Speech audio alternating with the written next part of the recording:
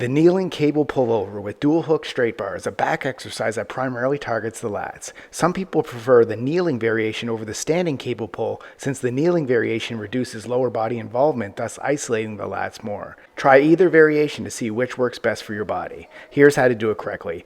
Attach a dual hook straight bar to both sides of a high pulley cable machine. Kneel in front of the cable machine with your knees hip width apart.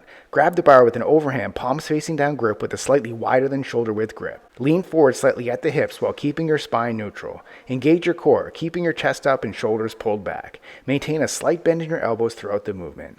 Begin by pulling the bar down in an arc towards your thighs, focusing on using your lats to drive the movement. As you pull the bar down, keep your arms straight or slightly bent at the elbows, maintaining tension in your upper back and lats. When the bar reaches your thighs, squeeze your lats and hold the contraction for a brief moment. Slowly reverse the movement, allowing the bar to return back to the starting position overhead in a controlled manner. Avoid letting your shoulders shrug up and keep tension in your lats throughout the motion. Repeat for reps. Subscribe to get a new exercise video demo every day.